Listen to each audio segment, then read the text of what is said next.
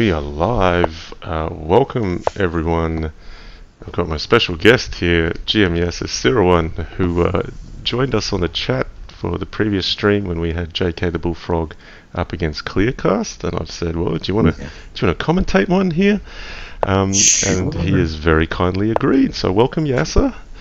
And Justin, always a pleasure to be with you. Hello and welcome everybody to the Crazy House Show. It's been wonderful watching the candidates. I've been able to pick up a couple of your streams, Justin, and I must say the players have been playing some, in my view at least, real quality games. Yeah, the quality has been phenomenal. I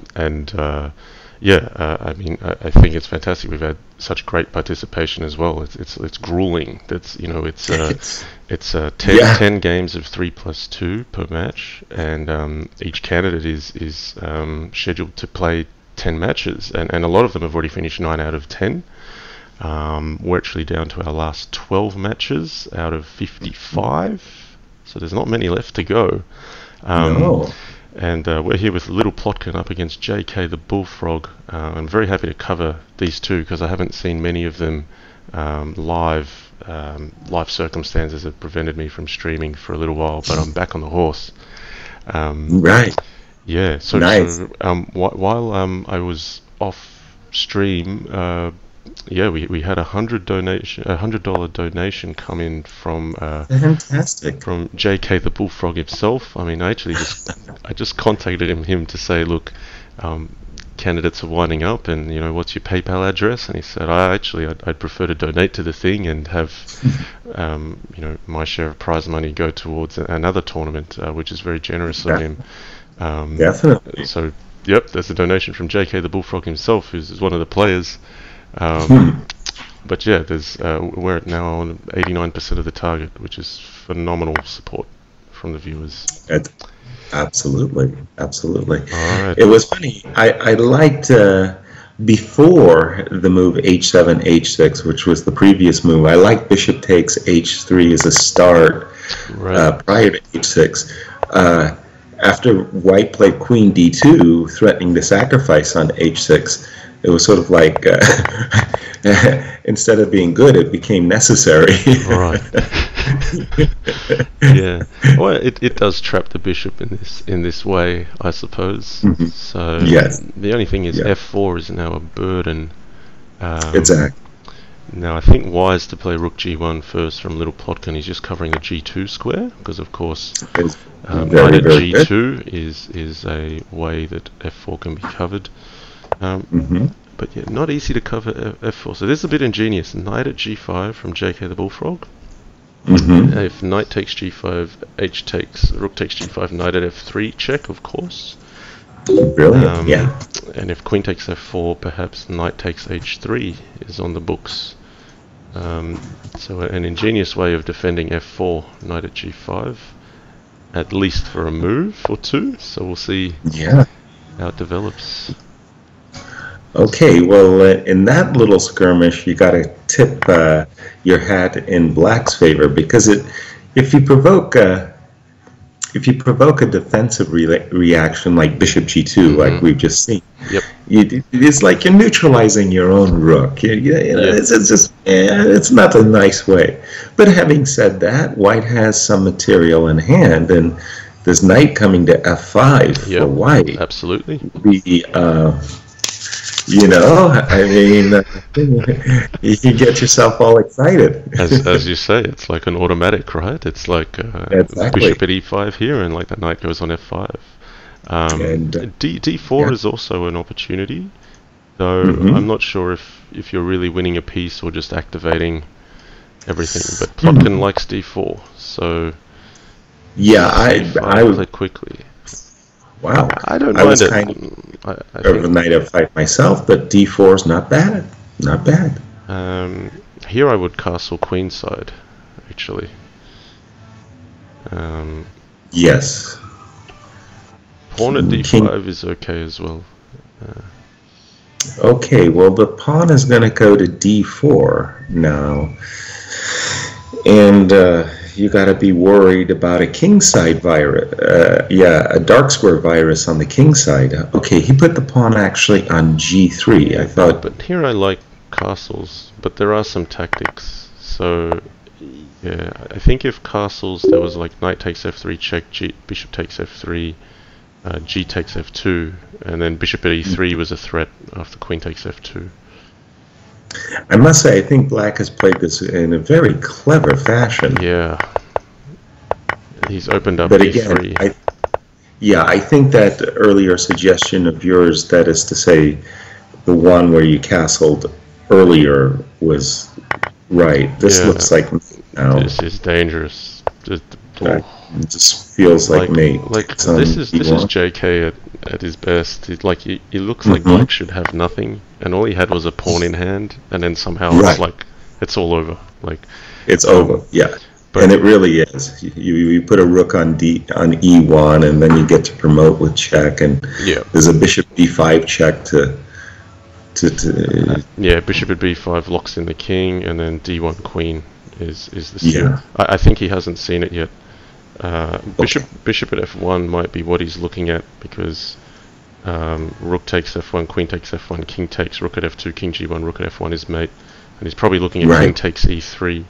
So he's being distracted. Exactly. It's like when you see something close to mate, you get distracted into looking for something else. So rook at e1 and d1 queen is definitely the way to go. Or bishop at d5 to be okay. So he's gone queen e1. This should be good enough as well. Are we sure about that though, Justin? Is that well? Let's start with the obvious. Take the darn thing. Yeah, otherwise, king d3, rook d4. It's very accurately calculated. So rook takes e1, d takes, king takes, and bishop at f2 is the key move, not bishop at d2. Bishop at d2 would allow king e2 and the king to run.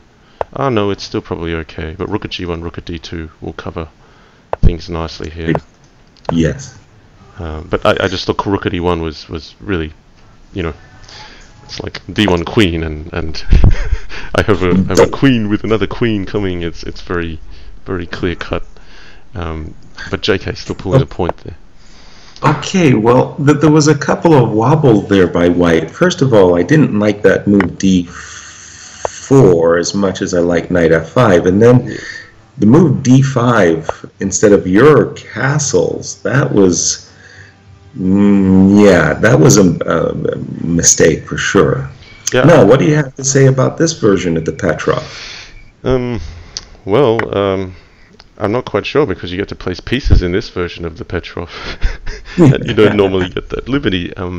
It's quite different. So, not that this move Queen E2 is bad, but Queen F3 actually threatened the double attack of Queen F7 as well. Well, I guess if you're going to voluntarily put your knight back on D6, then I recommend a new opening. A knight on D6. Yeah, the knight has to jump to F5. Yeah. You've got to jump to F5. Knight D5 though looks. The tempos are so crucial. Yeah, no. Yeah. Here, knight d5 looks knight d5. Okay, Plotkin's going to grab the queen back now, but I feel like white can steal some material with knight takes c8, possibly. Is there a queen at a5 check? That's an annoying one, isn't it? Bishop at d2, queen takes e5, bishop takes e2. Oh no, you'd got knight takes d6 check. It's unclear. Here, I think I might just be tempted to play bishop takes e2 and pawn to h6. Okay. I mean, it's a slow. Ooh, I was about to say it was a slow method, but I think that's effective. Putting a pawn on h6. We all know those attacks, eh? Very subtle.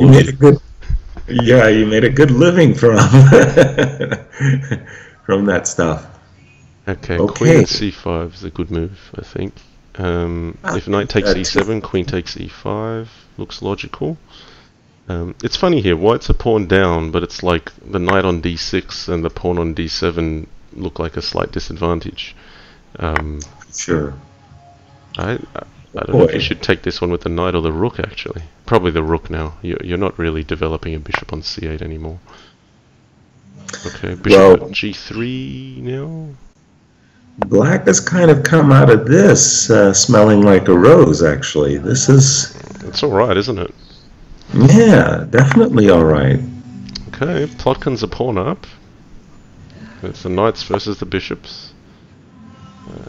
I like knight at f5 there. Knight at f5. Yeah, that queen placement doesn't tickle me well. Knight f5 again. Still definitely. knight at f5. Oh, okay. This is okay as well. I see what queen at e6 achieves. It's just some central control. Pawn at c4. No, pawn at d5. Yeah, I see Plotkin's just kind of... He's just trying to consolidate slowly. Not a big fan of that move at all. I think your pawn to c4 was better. There I even like castles long once more. I think White's got a serious... I didn't like queen g3. I thought castles long. Give me the pawn on d5. Nice initiative brewing suddenly. Yeah, so the problem with queen at g3 is it will get hit by knight at f5 with tempo now. Exactly. And the knight... And it's backed up by a knight on d6, so... Yeah. The knight on f5 is such a great defensive piece. Yeah. And offensive too. So here I think knight f5 is a kind of an automatic. Yep. Knight at e4 good too. Preferred f5, but I was actually thinking knight at f5 and then after h takes g6 just play h takes g6 and let white stew with that queen under attack on g3. I didn't think you had to take it immediately because now black's captured with the f pawn and the rook file is open in white's favor. Absolutely. Ooh. Bishop takes d5. Yeah, there were so many tempting choices. Knight g4 wasn't one of them. I was even looking at knight h7. But okay. What is this? Rook takes h7. There's a queen g1 check. That could be annoying. Yeah, this is one. He's gone with the knight and takes h7. So yeah, I wanted that move. A couple of moves before. Sorry, not one move before. I love those half-open h files, huh? Yeah, well, knight h to f6 is now the threat that white carries with rook takes h8. He could execute that immediately and then take on c3. Oh wow, he put a pawn on and it was pre-move g takes f6. Oh dear. Sometimes those pre-moves, they save you time, but they may be badly timed. Okay. Is there a white... Is there a kill? Okay, he's going to allow pawn at d2. Okay, JK's going to play sharp here. Pawn at d2, king d1. And he's basically saying my attack's going to kind of crash through before yours. But well, and he might be right. But that pre-move g takes f6. That hurt. I wonder if he had to, like, did he have pawn at d2 or bishop at d2? No, it's probably okay. I think it was justified from JK, but it wasn't the move Little Plotkin was expecting. That's for sure. No, it wasn't. No. So first of all, I just want to say it's really an honor for me to join you, Justin. I enjoy your stream so very much, and I think you're just, wow, you're a fantastic ambassador. Oh, come on! No, seriously, the honor is all mine. I feel like I should be saying these things. Yes, sir. No. And then, furthermore to that, a big shout out to our audience. Thank you all for joining Justin and I. It's great to have you here joining us. It makes all of our efforts worthwhile, huh, Justin? I mean, without the audience, I mean, what's the purpose? Absolutely. So, Absolutely. Nice comment. LJH Chess says best ZH stream. So that's nice. And of course, if you can't exploit your friends and families, what's the further purpose? And as you were saying, the donation box has been going great. Absolutely. Yeah, so that's really fantastic to get that supportive community, and I thank you all for having donated and for joining. It's great to be here and sharing a kind of a little ugly weather outside, I'm sorry to say. But we've been spoiled, Justin. We've been having some really great weather here in Holland for a couple of weeks. Oh, that's great. Yeah, we've unfortunately had a little bit of drought in some parts of our state, New South Wales, a little bit inland. Oh. But what was Bishop E5? What was ironic? It wasn't even a king on E8.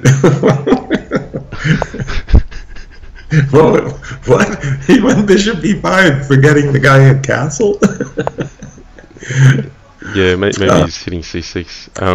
Sorry, you're saying there's a bit of a drought? That's okay. Yeah, no, I was saying that there was a bit of a drought here, but ironically, when our new royals came to visit, we had Prince Harry and Meghan Markle visit some of the drought lands, and it absolutely bucketed down with rain when they came, and there's just huge umbrellas everywhere, and it's like, to visit the drought-stricken area. We're very thankful there's rain there. Of course. It's a bit like, can you just stay with us for a few weeks because you've brought the rain, and just stay here? That'll be really good. Yes. So yeah, hopefully we catch more of that rain here. So yeah, if the weather's bad here, I'm kind of like, it's got to rain on the coast before it rains inland, and we'll take it. We'll take it. Yep. I'm reminded of my one of my favorites series, Spartacus. The bringer of rain. Nice. Okay. Wow. Okay. JK has had a look. He's really going for it, isn't he? Yeah. He's only had a small window when the knight went to E2, and it's interesting. Pawn at F3. He's pushed that pawn from G5 to G4 and supported it with his king on G8, and he's going for it though. This is awkward for white. How about Rook G1? Rook G1. If you take on E2, I was going to recapture on E2. Just play it calm and knight takes F4.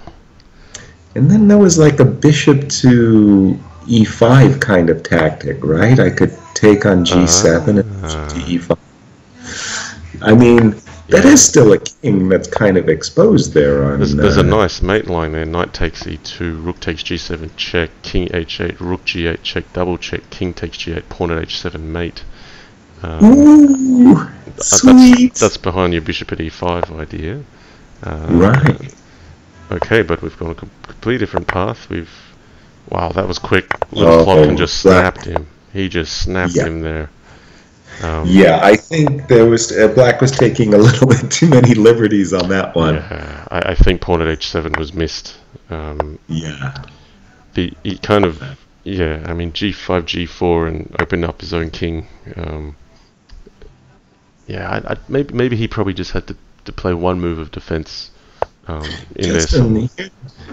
Here's a question for you too. On the very last turn, before the move bishop to c4, I'm also attracted to by knight to c3. Yep. Just inviting Black to trade knights, which leaves f5 and d5. Just feels like Black has issues in so many cases. You could play knight c3, knight takes c3, b takes c3, d5 would cover d5 and f5. Okay. And then, but then like you leave the knight on e5 alone. Okay, I understand. Oh, what were you intending after knight? I have no idea. I'm not a big fan of Black's opening choice, but the suggestion you make makes perfect sense. Right. Yeah, well, okay, things are working out great for White in my view. Moves like knight f5 or maybe just knight f3. I like knight f5. What do you think about knight f5? Yeah, I don't know. I'm in two minds here. Plotkin's up a piece. So, there was a piece that was given up in the process. Knight at f5 has been played. It really feels like a genuinely dangerous initiative for White. I mean, I agree, it's a piece, but look, that king is still in the center. Yeah, probably because of my style of play, I quite like to grab this material and put my king in some danger and play for that residual advantage where if I can survive, I'm going to be ahead. So I probably have an affinity for... I just thought there was some danger there for White, because if you played d takes c7, I think queen b4 is the right move.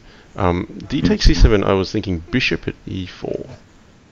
And that hits the knight on f5, but it's also maybe sneaking in with queen takes e1, knight at h3.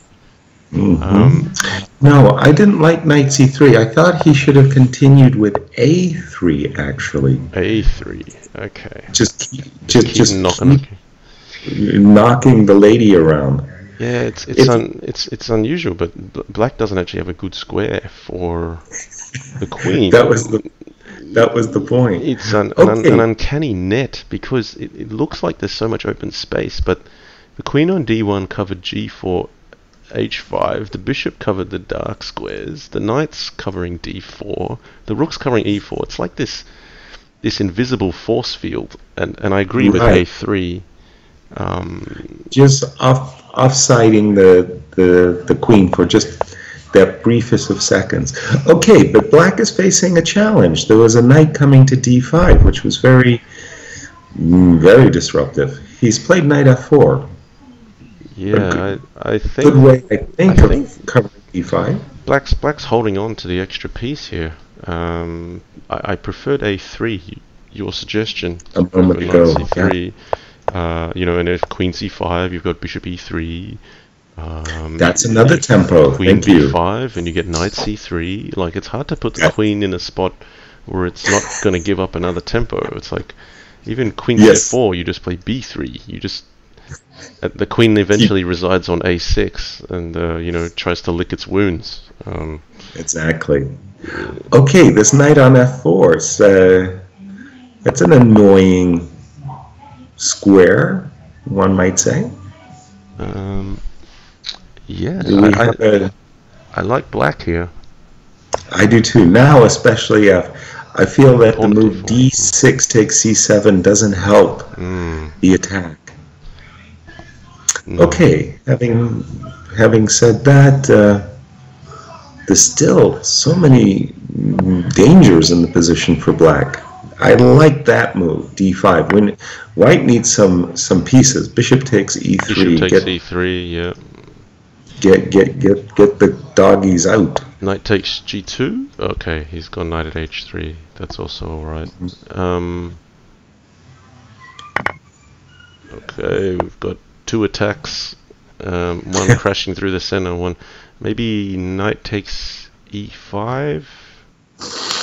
It's getting sharp here. Oh boy. D, F, E. Oh, you did want to... That was my big question, if you wanted to play FE. Because, of course, you got to be conscious of the D8 square there. Ooh, he's allowed the D8 square. Bishop at G2. Bishop at G2 looks like a winner here. Yeah, because c6 is hanging with check. H3 and c6. Okay. Is he hanging a knight there? What's that? What's Queen takes that? b5? Queen takes b5? Are you Goodness. seeing this? Yeah. I'm really shocked by knight b5. I think your bishop g2 was brilliant, by the way. Seriously, it defends and it wraps up the material that's near your king. I don't know. Oh, little Tompkin has missed it. He's missed. Okay, bishop at g2. He's taken bishop at g2 this time. And a reminder to the viewers, they can't hear our suggestions because we've got the 3-minute delay. So bishop at g2 has been found independently.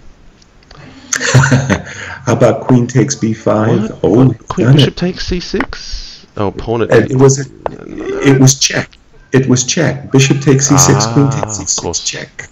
Of course. Ooh, but I don't know. I like white here. I like white now.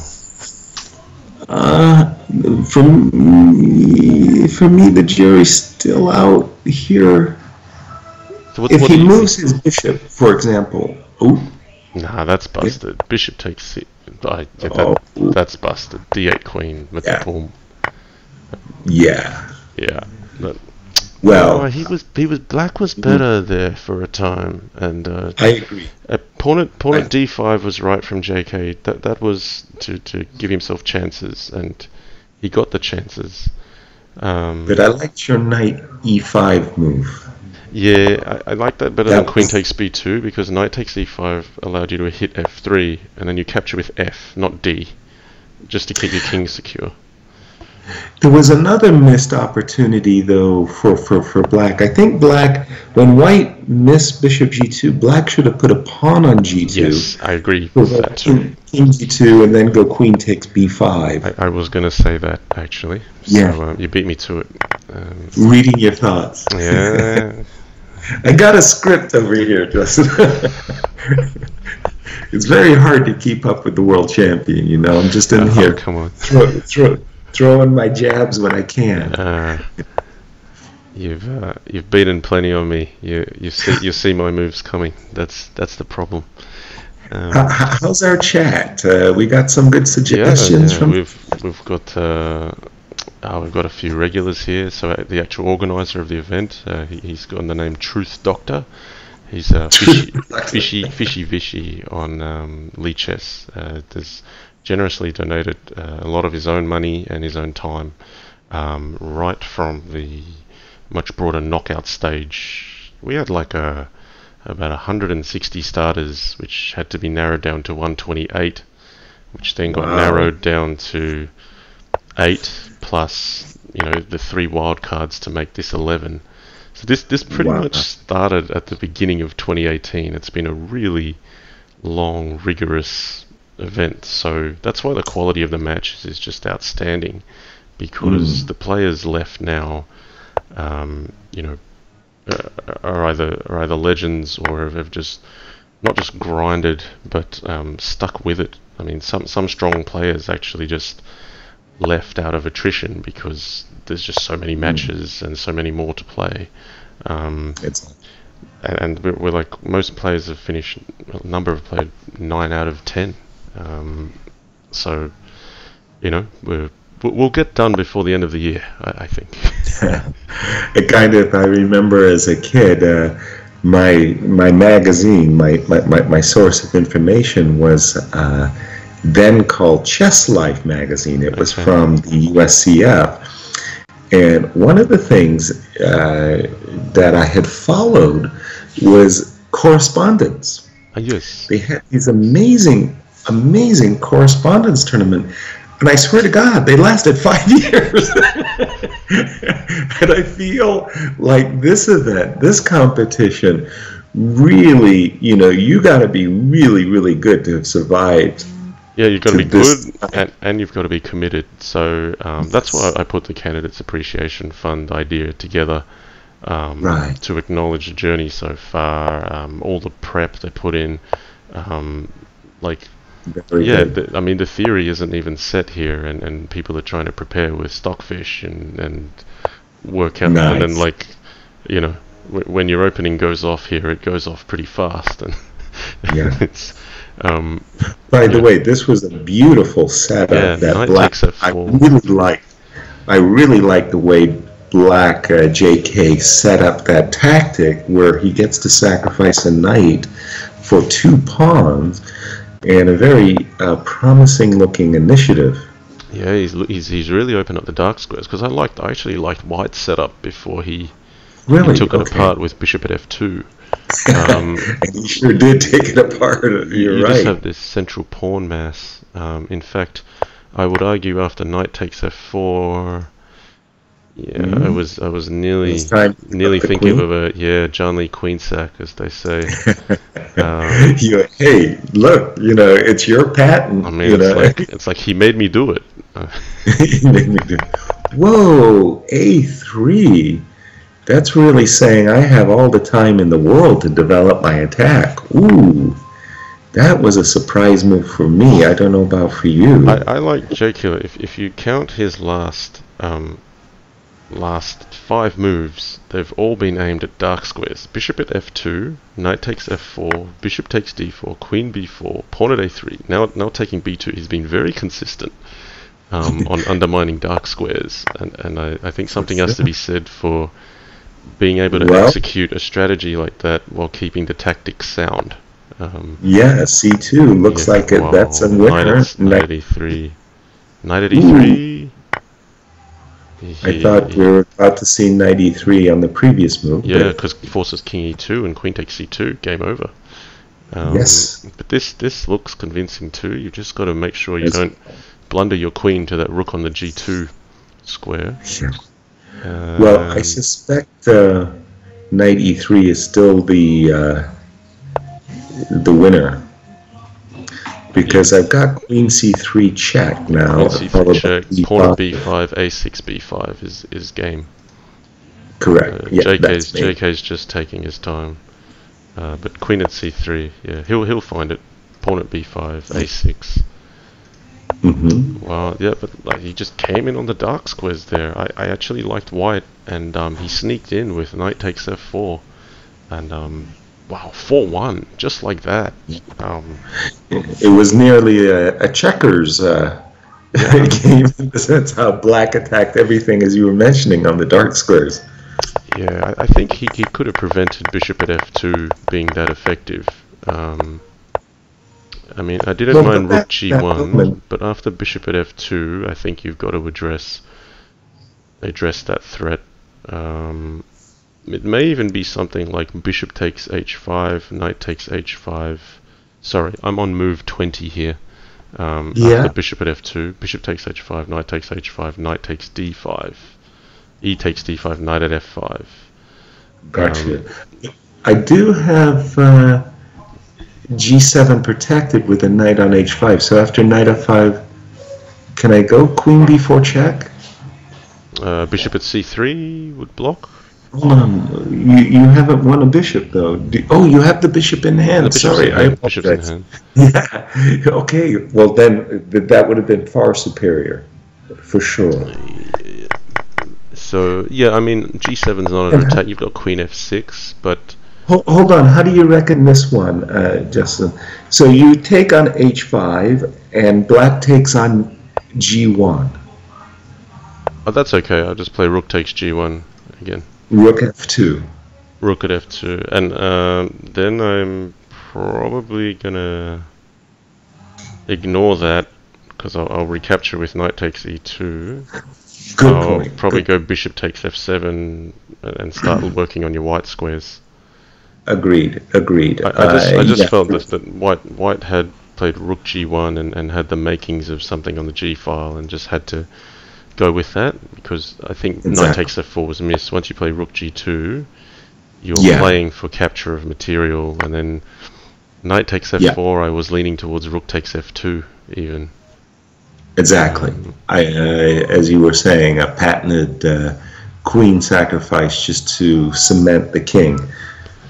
Yeah, I mean, rook takes f2, bishop takes f2, queen takes f2, rook at g2 was one continuation, which looked okay for black as well. So I just kind of feel like rook g2, and then attempting with knight at g6, it didn't go white's way after that. No, I agree. Alright, so Plotkin with some work to do, down 4-1, but I feel like he deserved to win his previous game with black. Yeah, he was up a piece for a pawn, maybe, but yeah, it was just tight. They're going down the same line again. Right. And even here, like, I think it was the second game, he was a pawn up after this sort of opening. And looking fine. In that last position after knight takes d4, move 8, could white consider knight takes c7 check, king d8, knight takes... Yeah, knight takes a8. That looks even stronger, doesn't it?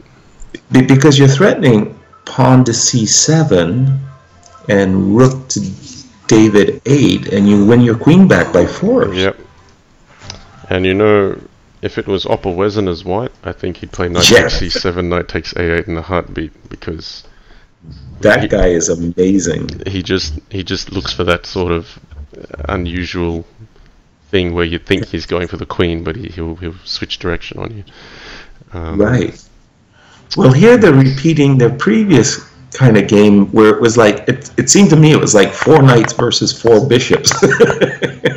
Yep. You know, pretty unusual material imbalance. That game had continued, I believe, queen e3, bishop e3, queen e4, or something like that, if you recall as well. Yeah, I think here though, I'm tempted to be greedy and play queen takes e7.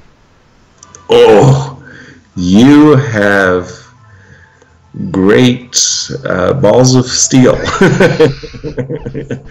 I felt like you were trying to choose an alternative to balls, and then there was nothing else. Yeah, I couldn't find one, so I had to go with the flow there. I would have been petrified, but I think with the way the momentum is going, Plotkin's not going to try that. I just feel it's like as a crazy house player, when you've been beaten around a bit, you just don't take the risky option. There's bishop at c5. There's a lot to defend after that. So, agreed. I actually, I was looking at pawn at d4 just then. I don't know what you think of that, but instead of queen at e5. Queen at. But I don't know if pawn at d2 is that. Just leave it. The board's completely different now. Yeah. We've got the 4 knights versus the 4 bishops again. Exactly. Do you think you'd be a pawn grabber here? Queen takes c2. I think so. Yeah. Well, queen takes c2. Well, he's done it. Knight at e6 is fine. Knight e6 is forced. You gotta protect. I just figured you got to put your queen somewhere, and it's going to get hit. So you may as well take a pawn while you're at it. Exactly. That's always been my philosophy. If you're going to suffer, you might as well suffer with a pawn in the. I like pawn at d2 here. Pawn at d2, I think is strong. I like that. I like that move very much as well. I think king f1 is the right response to pawn at d2. I'm thinking that pawn to f6, pawn to d2 first, king to f1, pawn to f6 is a way to handle the situation, but okay. I like that. I just feel if white gets the castle, he's going to be safe for a few centuries. And those bishops make a great impression, don't they? Yeah, and I think just at least keeping the rooks disconnected is valuable. Well, here I'm 100% with you. It's time to castle and get ready to, sling the material across the board. But for the viewers, pawn at d2, bishop takes d2, queen takes d2, king takes d2, bishop f4 is the point. and that's how we recover the queen, while still, unsettling white's king. Okay, now knight at d3. That's fine. I like that black made white expend a useless pawn on h5. Yeah, that didn't feel right. Wow. Okay, a knight to f4. Somehow we went from 4 knights versus 4 bishops to back to something a little bit more conventional. Yeah. Black's good here. I'd take Plotkin's side. Bishop at f6. Just get Bishop solid. Yes. And it's been played. I think Plotkin's good enough to win this one, actually. It's a grind, but I think he's good enough to win from here. Well, what is especially funny about the position to my eyes is the fact that black's rook on c8 is not a bishop, right? I mean, it's sort of like black got to trade off a piece that never developed. It's like one of those puzzles, It's like how can you legally achieve this position in 6 moves? Those exactly. And there's like a pieces just where they don't belong. Right. Okay, he's gone for it. He's gone for the queen sacrifice. I don't think there's nothing immediate here. I think he just felt he was worse to lose more tempo with the queen before it would get worse. I agree. I agree wholeheartedly. It was sort of like he's taking his chances, recognizing the initiative is passed. Yeah. So here it's black's material versus white's safety. That's. I think e2 is a really strong move. Yep. Okay, this is good for. There's no attack on for white, and bishop at d3 wraps up the rook while also covering f5, as if it wasn't well covered enough already. You can put a queen down on b1, and then a bishop on d3 as well. I'd put the bishop on d3 first and put the queen on d1. Possibly. Oh, that's nice. Awesome. Rook takes g1, queen takes e1. You're just mopping up material.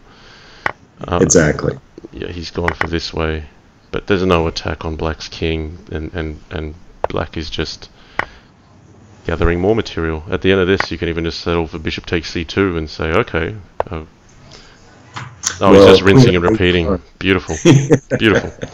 Like I said, I was confident Plotkin was good enough to win from there. Well, he needed that win because of the tournament, because of the match score. Yep. 4-1. Yep. So good on Plotkin for hanging in there. Oh, that was. Well, you need a win. It's a game of confidence too, right? Correct. And I think Plotkin will do well with confidence. So yeah, I didn't like how this went for black last time, where JK pretty much opened up his own king and. Exactly. He went like knight h5 and then put a pawn on f3, and the g file came open, and it was sort of like, oops, thank you. I'll take that attacking avenue if you don't mind. Yeah. Yes, to Crazy Home, I see in the chat. Yep. 4-2 is the score. You see that little box that separates today's session, or this session of the moment, against all of the previous game. By the way, JK has a huge, nearly 2-1 or more. Yeah, no, JK is a favorite on paper, certainly. I think some people view on mobile, and they don't have the luxury of that scoreline at the bottom. That's often where the query comes from. Gotcha. Yeah, and he said thanks on the phone, so that's exactly what on it the is. phone. No, it's great. I mean, Lichess has this, it's just intuitive and it makes sense, the scoreline, how it's laid out. They've just really thought about it. It's not overcomplicating it. It's just add a little box and make it 4-2, and you can track the score. Particularly Beautiful. For these streams, it's very easy to keep track. You're not like, was it 7 games ago they started, or it's nice. So okay, the game's opened up here. Pawn at on f7, pawn at e5, a piece given back, a piece taken again. Maybe consolidate, just take on f6. No, we're going to attack. Gone for the attack. I guess he wants to play bishop g3 on this turn. Yeah, then king d2, and I don't know what black's achieved, except that black's probably up. No, not even up a pawn. It's just even material after rook takes f6. We've just they've just thrown stuff at each other. I don't like the move knight e5. I don't know about you, but knight h5 certainly has my. I kind of defend against any f4 captures, and the knight on h5 hits a lot of black's pieces. Yeah, I instinctively was looking at knight at e5, so I understand why it was played, but knight at h5 is superior for the reasons you've mentioned. It also defends f4, not just hitting the bishop on g3. Plus that rook is a nice defender of the light squares. It'd be a good one to get rid of. Wow, giving up the bishop on g7, I certainly would have used the f4 bishop to capture that knight. Yeah, that's a surprise. I agree with JKiller on this one, actually. Yeah, I think that's a good bishop to attack with, and I'm going to say black's got enough with the king on his own to defend. Only because you're getting the queen in hand next move. So knight takes d1. Well, I find that particular decision to be an impressive one, to be sure, and it's worked out terrifically well for black, I might add. But that was not for me an intuitive call. I would have. Yeah, I mean it would separate many strong players at the top. Count me in that group. And you'll be in that group. But it's basically rook at g6 check is all you've got, and pawn at g7, and there should be enough to hold for black. So you can see he's already utilized the bishop on f4. At least once already, yes. Yeah, there's a sexy mate somewhere here, I'm sure. But yeah, queen at c1 now, knight d2. Doesn't matter which rook you capture with. Sweet, very impressive tree. He secured half the point. So JK again going to 5-2 lead. He did the same scoreline just against Clearcast only 2 hours ago, really. Okay. No, but I have to applaud in particular that last game. I thought the finish was just. I mean, we talked about excellence coming on the show, and they're giving it to us. Yeah, he's on point today, JK. Yeah, I wouldn't want to be playing against him today. Yeah, you gotta, time meeting your opponents at just the right moment. Oh, this has gone so wrong for black. Like you look at White's pawn structure. You go d takes c3. It's like, how happy could you be? And poor Plotkin. Plotkin's he's tried to get fancy there with move 3 d5. I don't blame him for trying to make something happen, but the problem with JKtheBullfrog is even if you get him lost in the opening, he'll still be fine. Yeah, this is tough for black to hold. This is really beautiful, brutal. I was about to say. I mean, bishop e2. I was thinking other things. I don't know about you. Yeah, wasn't there a forced win with knight d5 and e7 check kind of thing? He's taken a completely different approach. There's nothing wrong with bishop e2. I was actually thinking something like pawn at e5. Okay. And that would just block off the file. And then I'll just rage at that king, which is in the center. Right. Here, bishop g4's got my... I was about to say bishop g4, bishop in hand to g4. To protect e2 would have had my vote. We've got it there this now. Is great. Queen f7 check, and everything is... It's falling apart for black, this one. Yeah. It really went wrong early, though. It was like, you saw this beautiful defensive barrier for white, and he was winning material as well. Oh, that's a nice one. That's a really nice move, that bishop to c8. JK is just playing fabulous. Yeah, rook at b7. That's it. Yeah. He played. Wow, great. But this, I mean, this is actually a sign of that's psychological there. I mean, littleplotkin played a great game a few games ago, and you know, it's being down 5-2, and you know, trying to toss something in that's different. I just feel littleplotkins deserve to win a few more games as black. I think. Yeah, but you know, you came on the broadcast, Justin, and you were saying that the players are really preparing themselves. They're taking it really seriously. But I'm telling you that, in my view, this Petrov, black has been busted as early as move 8. I mean, this was not the defense he needed for this match. Right. No, I mean, I think there was 1 or 2 games he was either up a pawn or a piece, and yeah, it's ugly to play, but I don't know.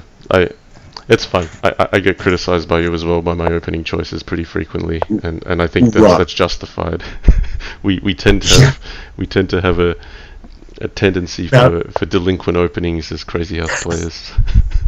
Exactly. It's like people who play the French defense in, you know, real classical chess. You know, like they have this, you know, this bias towards, you know, suffering.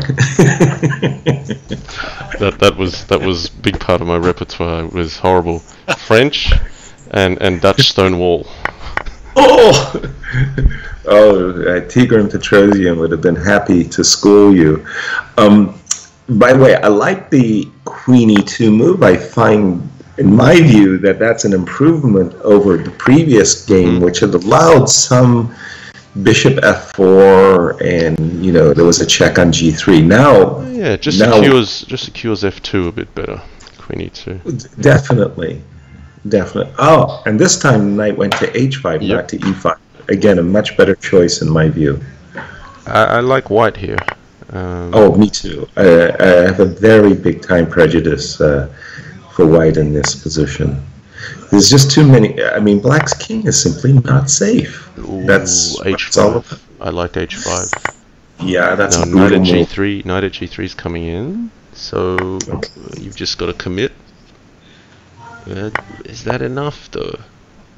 Whoa! That came real fast. Pawn to g6. Yeah, no, I agree with Plotkin here. He's got to commit. Wow. If you're in for a penny, you're in for a pound. Once knight at g3 comes in, and if pawn at f2, I think white's got enough to hold. With king takes e2, pawn at f3, king d2 looks okay. You see, it's like these types of positions. Like for me, I just feel like somehow they're lost for white, and I'm thinking knight c2 check. Knight c2, king d2 runs out of steam pretty fast. Well, oh yeah, knight c2, king, knight. Okay. Because I think you have to respect g takes f7. After g takes f7, king takes f7. There's bishop at h5, and I really like white's chances there. So I don't think black can afford g takes f7. Right. And if it's like rook g7, then bishop at f7. Yes, that's easy.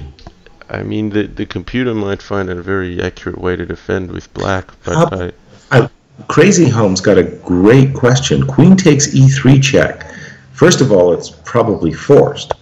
I mean, the fact that it's really good makes it better. But queen takes e3 check. Justin, I have a feeling white can maneuver king takes e3, queen takes f4, king takes e2, knight at g3 check, king d1, pawn at e2 check, king c2. Wow, he just stole a queen on h8. That was it. That was it. He was in for penny and for pound. I really admire the practical decision from Little Plotkin there, and he snapped. He just went, I'm in, pawn at g6, and right. There was no looking back. Okay, he's on tilt. Bishop d6, that's just terrible. I saw Bishop d6, I was like, Yasser's gonna love that one. Oh, send a shiver right up my spine. Now, Master Tan has sometimes played this, and the idea is that sometimes you play Bishop c5, and the bishop comes back to e7, and somehow this Bishop d6 I often see transposed back into something where it drops back to e7, and you're just gonna go, well, but why didn't you put the bishop on e7 anyway then? Right. I'm not a fan. Well, for me, this is horrible. Queen h7, bishop takes f7. I mean, the unfortunate thing for Little Plotkin is he's walked into JK, who's not gonna take this. No, this is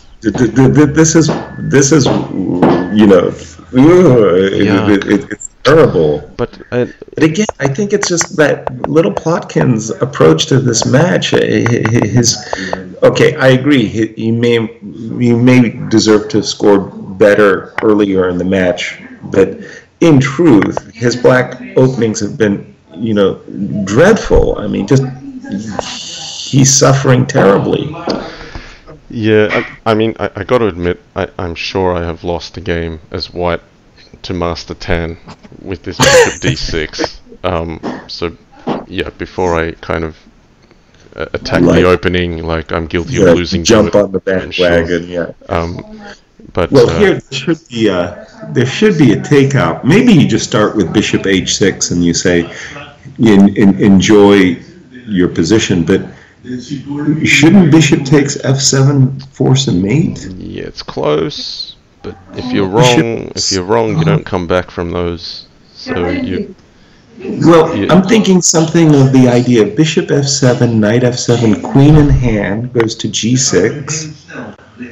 Well, then Bishop at e6. Look, he's listened to your suggestion. He's gone for Bishop takes h6. Not literally listen, not literally listen, but you know what I mean. We got the delay on. This looks good. Yeah, I kind of got to come to Little Plotkin's defense and say that the Petrov openings didn't work out as bad as they look. I mean, I think what well, that's the old joke, though, Justin. You know, I'm not as stupid as I look. And the correct response is you couldn't be.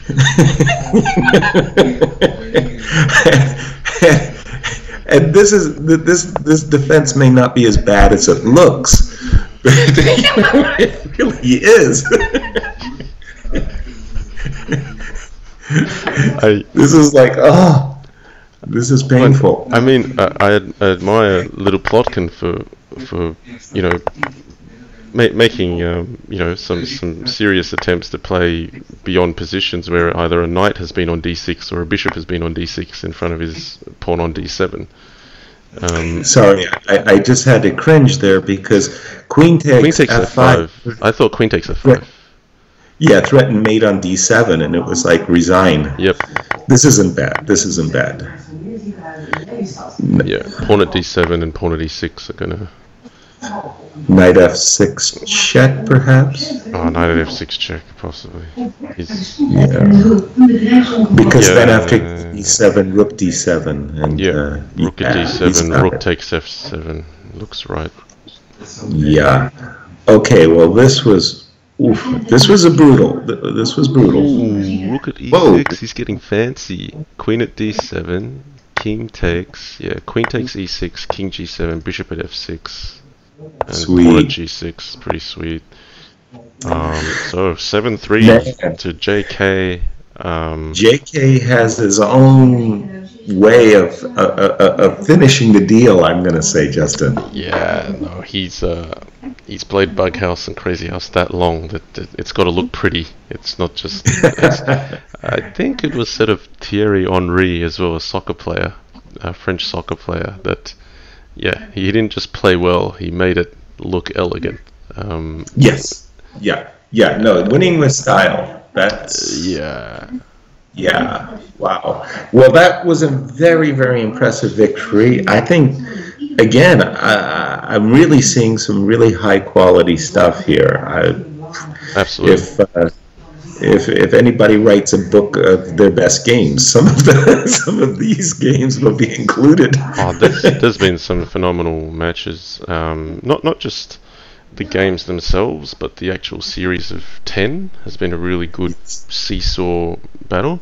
And I'd like to kind of say, people say, the format is like Blitz, and I think Crazy House is a bit different to chess because White probably has a more significant advantage in Crazy House than chess.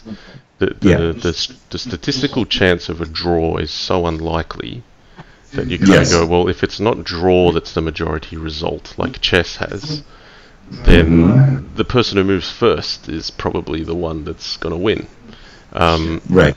So from a theoretical point of view, it's probably fairer to have a series of matches where you get white and black evenly. I think that's a nice way, rather than one game which lasts for an hour and 10 minutes. It's actually 10 games that last for an hour and 10 minutes. I think that makes sense for this. Plus there's some excitement playing at this time control. Yeah. Just to throw out a monkey wrench here a bit, something that maybe even the chat can chew on. I agree with you wholeheartedly about the whites and blacks being even, and you have a match, fine, and you alternate colors just as they've been doing throughout. I'm really stunned by the FIDE rules that take the simplicity of alternating colors, and like they're going to have this 12-game match in London, but you're going to have a hiccup. You play the first 6 games alternating, and then you switch colors so that some player gets 2 whites in a row and some player gets 2 blacks. Okay. To throw off the rhythm, or no, I see the sense in that. To cause a crisis is what I want to say, right? Like suddenly you got 2 blacks. Yeah, I see the sense in that, in a bit like tennis, where if I think it's, I'm not actually sure. I think it's if I get it with the tie break where you have only one serve. And then it follows with 2, It's so that you don't have 2 in a row. And I think this is so that, it's like you get white first. So it's like, are you always kind of in the lead? And then it's like halfway, you get to swap that. So it's fair. It's like, you're not always serving first, in a sense, throughout the series. So half of it, one player serves first, and half of it, the other player serves first. That's where I see that it might make sense. Well, there is an alter. The players are exchanging serves. So in tennis, it would be very, very strange if you played a set and you played the second set. Where if I'm playing you tennis, and I start the first set with the serve game, and then in the second set you start the set with 2 serve games in a row. Oh, no, I don't see it that way. I see it more like if you serve first and you won the first set 6-4, I think what normally happens is you'd get to start the next set serving, just because it was an even number of games. And I think in this case what they're doing is they're just swapping it and allowing a serve. But it's not like starting the set with 2, it's more like 1 finished and you got to serve, and then now on new ones, and then you're getting to serve. Yeah. It's interesting for me. I just like every World Championship match, prior to Kasparov going off reservation with Nigel Short in '93, they just alternated colors, full stop, end of story. and now suddenly you've got this new rule that says no longer alternating, but in the middle of the halfway in the match, somebody gets 2 whites in a row. Yeah. Anyway, intriguing. I've got to go make dinner, Justin. It's been an honor, a pleasure. Yes. To our audience. Great cheers. Thank you for joining us. Pardon me. And Justin, shoot me an email and tell me when the next bouts are coming up, and I'll try to join you. I think you'll be busy cooking dinner when the next bout is on, which is actually it's in an hour and 20 minutes. Let me get to it in that case. So I'm going to have a quick snooze to catch a little bit more sleep, and then I'll get up again. The next one is going to be Clearcast versus Juanet. I'm not expecting you to join this one. Yes, if you're cooking dinner, you also got to eat it. That's it. So that's happening in 1 hour and 20 minutes. The next one after that, which is actually sort of like a critical game, would be Monday. Let me work it out if I can get it. Actually, it'll be Sunday your time. Let me see if I can find Amsterdam.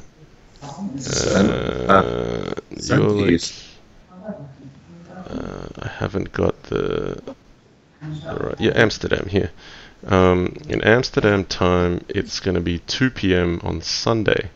Okay. And that's Oppelwesen versus Blitzbullet. That'll be Oppelwesen's last game. If he scores half a point or wins, he is the candidate's winner, for sure. The challenger. At present, though, it is so likely he's going to win because he's on 8.5 out of 9. The only other player that can catch him is GSVC, who is on 7.5 out of 9. And then even on tiebreak, Oppelwesen's already ahead 10 points. So GSVC would need to win 10-0 and Oppelwesen would need to lose 10-0 just for them to be equal. On tiebreak. So literally, if Oppelwesen wins one more game, not match, but one game out of 10, he will be the finalist. So it's more or less determined, but it is Oppelwesen's last match. And Sunday 5 p.m. in Amsterdam time is Fumitox versus GSVC. Cool. So that's GSVC's last match. They're all good matches. They're all fantastic. So if you want 2 p.m. Sunday Amsterdam time, that'll be midnight for me on Monday. But happy to join. Let me know. Yeah, thank you for the heads up on that. I'll certainly mark my calendar, as they say, and we'll see. How it goes. But if circumstances allow, I'll be happy to join. All right, I understand. Mark it in your calendar, and depends if there's an override on that mark or not. I'll have to talk to my social media agent, my wife. All right. A pleasure. Yeah, it's been great fun. Thanks so much for joining. Okay. All right. We'll see you next time. Cheers. Take care. Bye-bye.